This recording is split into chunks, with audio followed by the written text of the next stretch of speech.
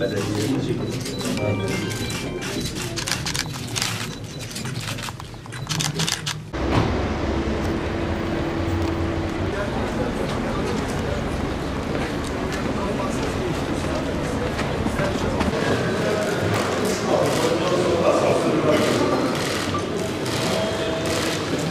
Bekle. Tamam mısın? Bekle.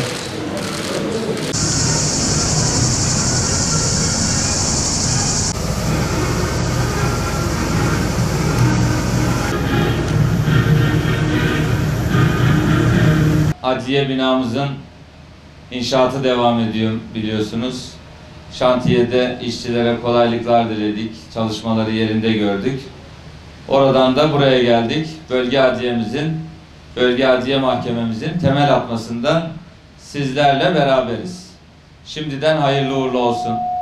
6 Şubat depremlerinde 11 vilayetimiz asrın felaketi diyoruz ama buna asrın felaketi demek bile hafif kalır. Dünya tarihinin en büyük deprem afetiyle karşı karşıya kaldık. İllerimizden biri de Malatya'mızdı. Malatya'da 1264 Malatyalı hemşehrimiz depremde hayatını kaybetmişti. Bir kez daha Allah'tan rahmet diliyorum. Mekanları cennet olsun. Bir kez daha yakınlarına, Malatya'mıza başsağlığı diliyorum. Tabii Malatya'mızda diğer 11 vilayetimiz gibi ağır hasar alan illerimizden biri oldu. Bugün Malatya Bölge Adliye Mahkememizin temelini atıyoruz.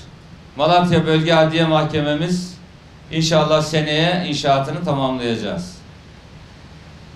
Aynı şekilde Merkez İl Adliyemizde tamamlanarak her ikisinin de inşallah önümüzdeki bir yıl içerisinde açılışlarını da bu şekilde sizlerle beraber gerçekleştirmek nasip olur.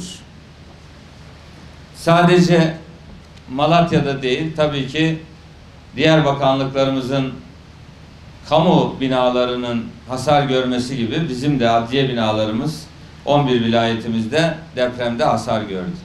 15 adliye binamız kullanılmaz hale geldi. 12 ceza infaz kurumumuz kullanılmaz hale geldi. Tüm bunların proje çalışmalarını, ihale süreçlerini ve temel atmalarını takip ettik ve inşaatları da hızlı bir şekilde devam ettiriyoruz. Bazı illerimizde açılış seviyesine gelen yatırımlarımız da var. Malatya'mızda da inşallah bunlar tabii büyük ölçekli. 90.000 metrekare kapalı alanı var Malatya Adliye binasının. Milyarlarca tutan bir yatırım. Yine burası da 20.000 metrekareye yaklaşık kapalı alana sahip olacak büyük yatırımlar. İnşallah aksamadan müteahhit firmaların da özellikle hassasiyetiyle çalışmalarımızı tamamlayacağız. Deprem bölgesine toplamda bugüne kadar 2.6 trilyon liralık yatırım yapıldı. Tüm bakanlıklar olarak söylüyoruz. Başta Çevre Şehircilik, TOKİ olmak üzere. Bu seneki bütçede de milletvekillerimiz önemli bir ödenek ayırdılar. 584 milyar lira deprem bölgesine sadece ayrıldı ve bu ödenekler aksamadan harcanmaya çalışılıyor. Toplamda deprem bölgesinde açılan dava sayısı idari yargıda 112.336 dava açıldı. Bunun 78.174'ü karara bağlandı. Ağır hasar tespiti ve yıkımla ilgili kararların bir an önce verilmesi lazımdı. Çünkü o binalar yeniden inşayı etkilememesi lazımdı. Bir an önce karar verilip binanın yıkılıp yıkılmayacağının belli olması ve oranın eğer yıkılacaksa bir an önce açılıp yeni binaların yapılması önemliydi. Bu anlamda idari yargıda çalışan bölgedeki yargı mensuplarımıza teşekkür ediyoruz. Adliye personelimize teşekkür ediyoruz. 42.449 ağır hasar ve yıkımla ilgili dava açıldı. Bunun %90'ını karara bağlamış durumdalar. 38.255'i karara bağlandı ve hızlı bir şekilde tamamlamak için çalışıyorlar. Diğer yandan diğer ceza soruşturmaları ile ilgili de süreçler devam ediyor. 2025 yılı yatırım programında deprem bölgesinde 21 adliye hizmet binamız var. 12 ceza infaz kurumumuz var. 3 adli tıp hizmet binamız var. Bunların bir bölümü de Malatya'mızda. Ve 29 mahallede de 880 adliye personelimiz için konut projeleri var. Ve bunları da süratle hayata geçirmenin gayreti içerisindeyiz. Darbecilerin yazdığı bir anayasayla hala yönetiliyoruz. Bu Türkiye için hak etmediği bir durum. Milletimizin hak etmediği bir durum. Bu ülkede bir daha darbeler, o karanlık girişimler olmasın diye anayasamızda gerçekleştirdiğimiz o reformlar, sessiz devrimler yeterli mi? Bizce yeterli değil. Daha fazlasını milletimiz hak ediyor. Demokratik, katılımcı, sivil ve milletin seçtiklerinin yazdığı bir anayasayı bu millet hak ediyor ve o bizim milletimize olan borcumuz. İnşallah Türkiye yüzyılının başlangıcında Türkiye Büyük Millet Meclisi'nde bir uzlaşma sağlanır ve terörsüz Türkiye yolunda çocuklarımızın geleceği için, ülkemizin, milletimizin geleceği için daha güçlü Türkiye'yi inşa etmek için başta anayasa olmak üzere hep beraber uzlaşma içerisinde terörden arınmış huzurlu bir Türkiye'yi inşa ederiz. İhtiyaç olan yerlerde ihtisas mahkemelerinin sayısını artırmaya devam ediyoruz. Yine ihtisaslaşma önemli tabii ki. Bunun yanı sıra ihtiyaç olan yerlerde süratle yeni mahkeme kurulması gerektiğinde de yeni mahkemelerin kurulmasını sağlıyoruz. 17 bölge adliye mahkememiz var. 16'sı faaliyette. Şimdi sıra Malatya'da. Binasını da yaptıktan sonra Malatya'da bölge adliye mahkememiz İnşallah faaliyete başlayacak. Malatya Bölge Adliye Mahkemesi'nden önce bugün partide verdiğimiz bir müjde vardı. Milletvekillerimiz çok ısrar etti. Başsavcımız, yargı mensuplarımız, baro başkanımız özellikle biraz sıkıştırdılar bizi. Sayılara baktık, biraz mazeret aradık. Biraz geciktirebilir miyiz acaba diye şey yaptık. Baktık kurtuluş yok. Malatya Bölge İdare Mahkemesi kurulmasına karar verdik. Adalet Bakanlığı mahkemelerin kuruluşunu sağlıyor. Faaliyete Hakimler Savcılar Kurulumuz geçiriyor. Hakimler Savcılar Kurulu 1. Daire Başkanımız da burada. İnşallah Malatya'mız Bölge İdare Mahkemesi'ne kavuşacak.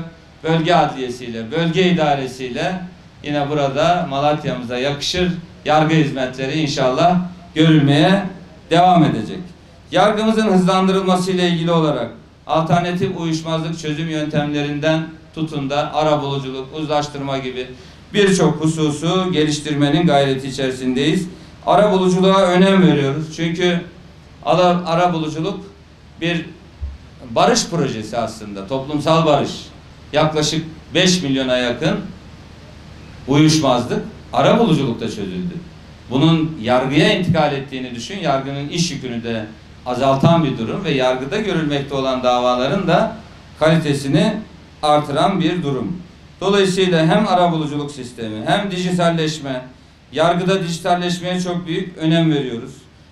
Temelini attığımız Malatya Adalet binamızın biraz önce gördük, %40'a yakını tamamlanmış. Bir yıl içerisinde önümüzdeki 2026 adli yılına inşallah yetiştirmek için çalışıyorlar. Aynı şekilde 2026 adli yılında burası da bitmiş olur. Tekrar burada açılış için bir araya geliriz inşallah. Malatya'mızın ihtiyaçları bu şekilde. Tabi adli tıp projemiz var. Adli tıp binamızın da ihale sürecini takip ediyoruz.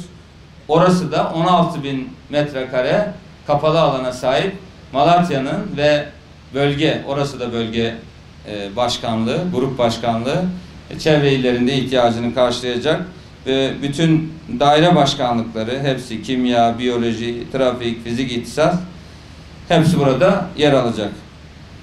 Akçadağ ve Arapgir adalet binalarımız hükümet binaları ile beraber yapılıyor. İnşaatları hızla ilerliyor. İnşallah tamamlanacak. 240 konutumuz var adliye personelimiz için. Adliye personelimizin, yargı mensuplarımızın, hakim ve savcılarımızın yaşadığı mekanları önemsiyoruz. Çünkü onlar önemli bir görev yapıyor. Riskli bir görev yapıyor. Her mahallede oturmaları, yaşamaları uygun olmayabiliyor. O anlamda son 2 yılda 2500 adliye personelimize konut kazandırdık. Sene sonuna kadar bu sayıyı 3500-4000'e çıkacak. 4000'e yükselecek. Deprem bölgesinde 880 inşaatımız var. 880'in 240'ı Malatya Merkez, Akçadağ, Arapgir, Darende, Doğanşehir, Pütürge ve Hekimhan'da toplamda 240 dairenin bir an önce tamamlanıp yargı teşkilatımıza kazandırılması için yapacağız. Çalışmaları sürdürüyoruz. Bölge adliye binamız 17.151 metrekare kapalı alana sahip. 83 hakim savcı odası, 250 kişilik konferans salonu, 6 adet duruşma salonu, 142 araçlık açık otopark, 2 bodrum, zemin 4 kattan oluşacak, 5 ceza ve 5 hukuk dava dairesi olarak görev yapacak. Şimdiden hayırlı uğurlu olsun. Ya İlahel Alemin, Ya Rabbel Alemin. Hicri Muharrem yılına girdiğimiz bu aziz ve mübarek günlerde hayırlı bir işin temelini atacağız. Hayırla tamamlamayı bizlere nasip eyle ya Rabbi. Malatya Bölge Adliye binamız hayırlı uğurlu olsun. Rabbim kazasız belasız çalışma nasip eylesin. Emeği geçen herkese çok çok teşekkür ediyoruz. Hep beraber butonlara basıyoruz. Ya Allah.